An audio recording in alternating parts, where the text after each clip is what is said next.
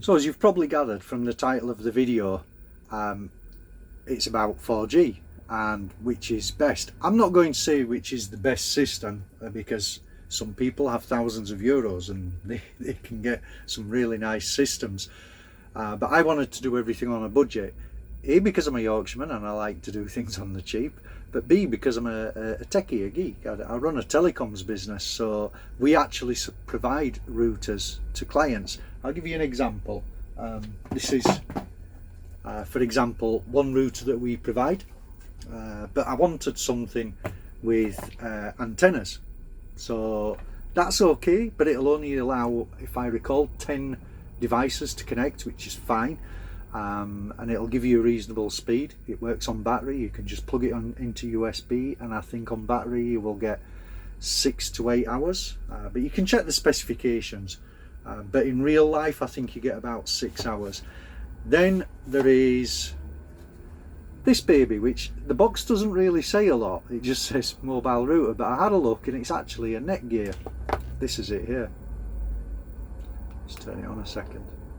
So this router comes with antennas, which I thought would be really nice, and it does work. It makes a difference with the signal strength, but really to get a good signal inside a metal box, a motorhome, you need a much more powerful router. So that's when I switched to trying, I'll just show you now, one of these. So we provide these to our customers and they're a good 4G router.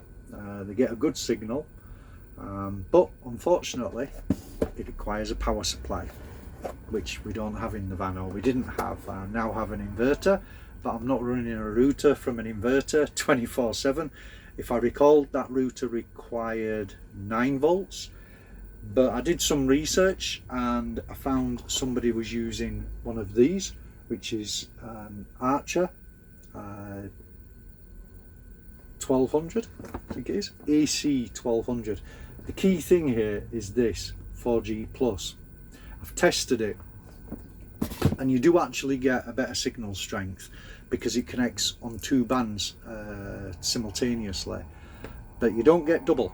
You'll get about 25 to 50% in the tests I did on, for example, this router, a standard 4G router. I was getting about 5 to 10 megabits, maybe 20, but with the Archer I was getting about 50% more, so I was getting 20 to 30 megabits, and that's in a low coverage area. All of those tests were done inside the van with no external antennas, although I do have external antennas.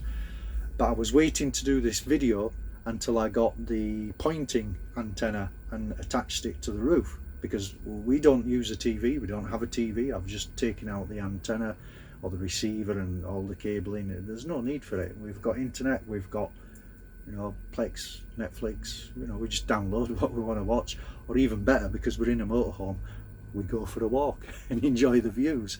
You know, that's the beauty of it. We park up in the middle of nowhere, we just go for a walk in the middle of the woods, or if we're by the beach, go for a walk by the beach, go and get a coffee, get something to eat.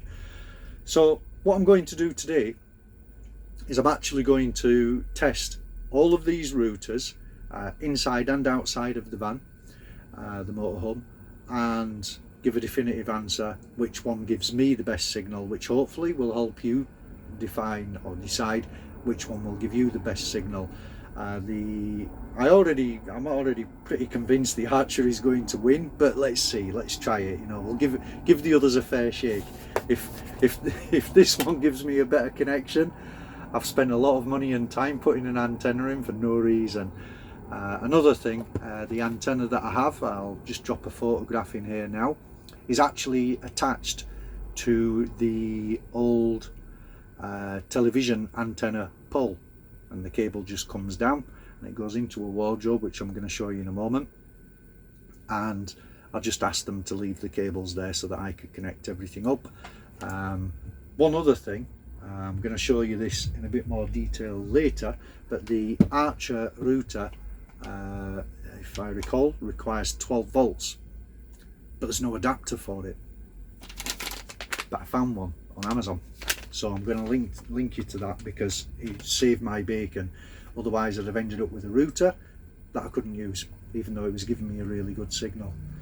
So on we go with the tests. So the first router I'm going to test is the TP-Link M7200.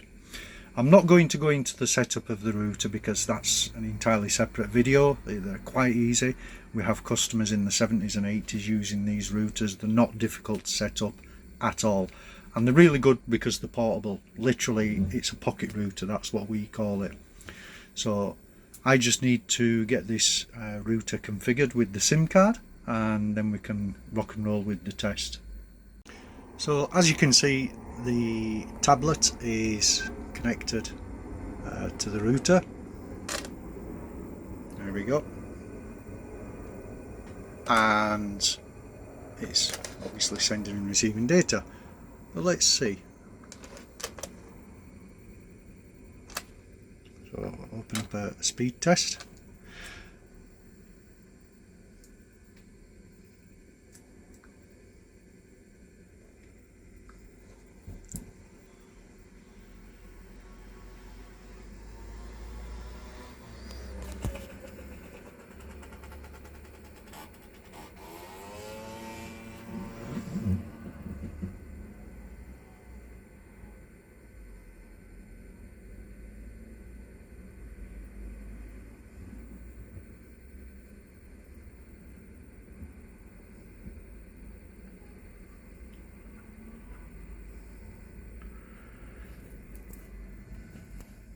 The main thing is we want to see which router is giving the best speed.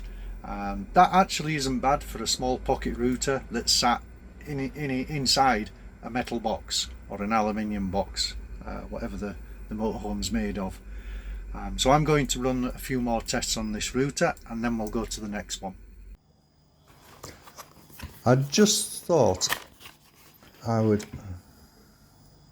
actually noticed on the video that I didn't show you the internals of this router, so I thought it might be handy to do that, because I did actually spend quite a lot of time trying to find this router online, because I wanted it to be Netgear, which obviously the battery is. If we have a look inside, so it's actually an air card from Netgear 790S, and the connection speed on it is actually really good, far better than the 7200, the TP-Link M7200.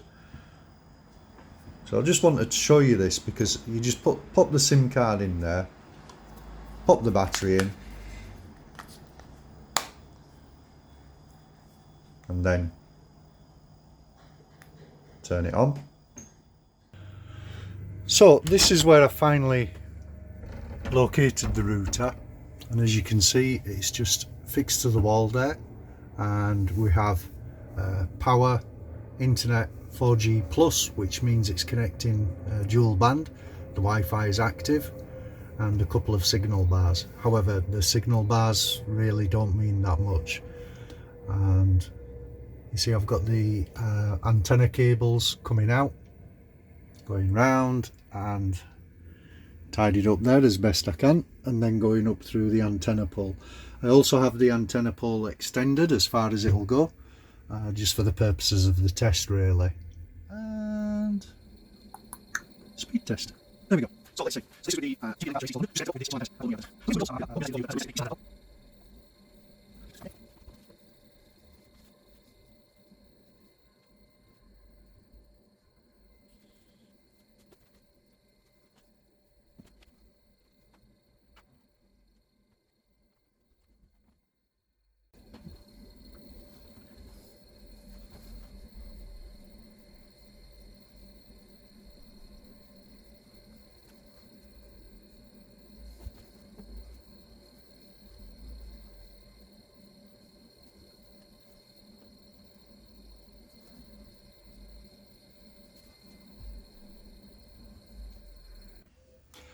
Now, I can't say I was overly impressed with those results, because The TP-Link MR600, or the AC 1200, the Archer, I think that's its European name, was giving kind of similar results whether I had the 4G antenna, the external antenna connected or not. And I thought, that's just not right, because I've tested this at home and I was getting much quicker connections. And then I noticed two things. I went back to the van. I noticed, number one, the 4G plus symbol wasn't lit up on the router, which means it's only connecting single band. So granted, it'll give about 40 megabits per second. And I also noticed the antennas, the cables weren't connected properly. I think I must have done it in a bit of a rush because they just weren't seated properly. So when I took it all apart, took it off the wall, took the cables off, put it back together, made sure the cables were connected. Lo and behold, the 4G plus symbol came up. I extended the antenna again, and this is the result.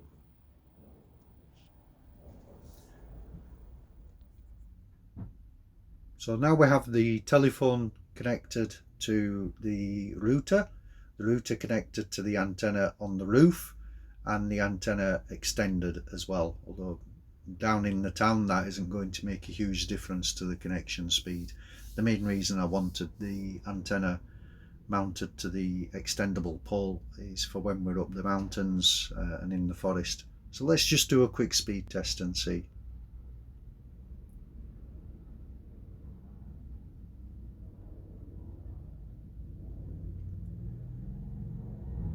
And as we can see, that's a huge improvement over the TP-Link M7200. I'm really impressed with that.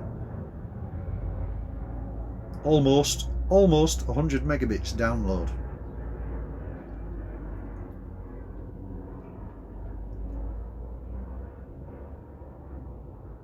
And 25 upload. So I'm happy with that. So in conclusion, I would say if you're on a budget, if you can't get an antenna, if you don't need an antenna, just go for one of these babies, either this or the Netgear. The Netgear, the 790S, works really well. It was powering this van, well, powering the Wi-Fi in the van for a good 3, maybe 6 months. But if you need something better, definitely, without a doubt. Typically I'm getting around 50 megabits downstream, which is more than enough. I can work, I can have my laptop running, mobile phone, tablet. Fiona can run her telephone, and even if I've got the kids, because I've just had an upgrade done, I've got USB ports all around, so even the kids can use the internet, so they're happy. That's it from me, I think. Any questions, leave them in the comments below. A subscribe would be sublime, because there will be more videos coming. And if you need any information on specific routers or the settings or anything, just hit me up in the comments. I'm more than happy to help you out there. See you later, guys.